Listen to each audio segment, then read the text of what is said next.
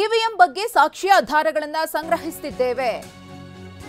EVM ವಿಚಾರದಲ್ಲಿ ವಿಪಕ್ಷಗಳಿಗೆ ನರೇಂದ್ರ ಮೋದಿ ಅವರು ತಿರುಗೇಟನ್ನ ಕೊಟ್ಟಿದ್ರು. ಅದೇ ವಿಚಾರವಾಗಿ ಡಿಸಿಎಂ ಡಿಕೆ ಶಿವಕುಮಾರ್ ಅವರು ಕೂಡ ಪ್ರತಿಕ್ರಿಯೆ ಕೊಟ್ಟಿದ್ದಾರೆ. ನರೇಂದ್ರ ಮೋದಿ ಅವರ ಮಾತಿಗೆ ಡಿಸಿಎಂ ಡಿಕೆ ತಿರುಗೇಟನ್ನ ನೀಡಿದ್ದಾರೆ. ಸಾಕ್ಷ್ಯ ಆಧಾರವನ್ನ ಸಂಗ್ರಹಿಸಿ ಸೂಕ್ತ ಉತ್ತರವನ್ನ ಕೊಡ್ತೇವೆ ಎಂದಿದ್ದಾರೆ ಡಿಕೆ ಶಿವಕುಮಾರ್. ಇವಿಎಂ ಬಗ್ಗೆ ಆಗಾಗ ವಿಪಕ್ಷಗಳು ಕೊಂಕು ಮಾತುಗಳನ್ನು ಆಡ್ತಾ ಇದ್ರು, ನಂಬಿಕೆ ಇಲ್ಲ ಅಂತ ಹೇಳ್ತಾ ಇದ್ರು. ಅದೇ ವಿಚಾರವಾಗಿ ಮಾತನಾಡಿದ್ರು. Has raised a question about whether the EVMs were working or not. A question the Congress party should answer because definitely we will answer. We have lot of we are on the process of collecting lot of evidences. We will collect the evidences and come back to you. Has raised a question about whether the EVMs were working or not. A question the Congress party should answer because definitely we will answer. We have lot of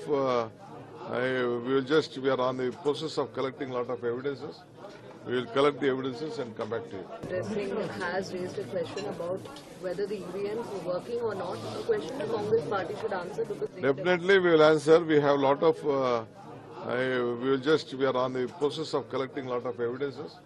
We will collect the evidences and come back to you.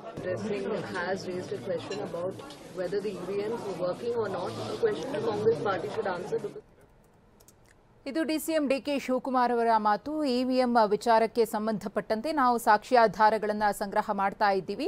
ಸಂಗ್ರಹಿಸಿದ ನಂತರದಲ್ಲಿ ಇದಕ್ಕೆ ನಾವು ಸೂಕ್ತ ಉತ್ತರವನ್ನು ಕೊಡ್ತೀವಿ ಅಂತ ಹೇಳಿ DCM DK Shivakumar ಅವರು ನರೇಂದ್ರ ಮೋದಿಯವರ ಮಾತಿಗೆ ತಿರುಗೇಟನ್ನು ಕೊಟ್ಟಿದ್ದಾರೆ. ನರೇಂದ್ರ ಮೋದಿಯವರು ಕೇಳಿದ್ರು, ಈ ಇವಿಎಂ ಬಗ್ಗೆ ಮಾತನಾಡ್ತಾ ಇದ್ರಲ್ಲ ವಿಪಕ್ಷದವರೆಲ್ಲ, ಈಗ ಏನು ಮಾಡ್ತಾ ಇದ್ದಾರೆ ಅಂತ ಹೇಳಿ ಪ್ರಶ್ನೆಯನ್ನು ಮಾಡಿದ್ರು. ಅದೇನಾದರೂ ಇದೆಯಾ, ಸತ್ತು ಹೋಗಿದೆಯಾ ಅಂತ ಹೇಳಿ ಪ್ರಶ್ನಿಸಿದ್ರು. ಅದೇ ವಿಚಾರವಾಗಿ ಡಿಸಿಎಂ ಡಿಕೆ ಶಿವಕುಮಾರ್ ಅವರು ತಿರುಗೇಟನ್ನು ಕೊಟ್ಟಿರುವುದು.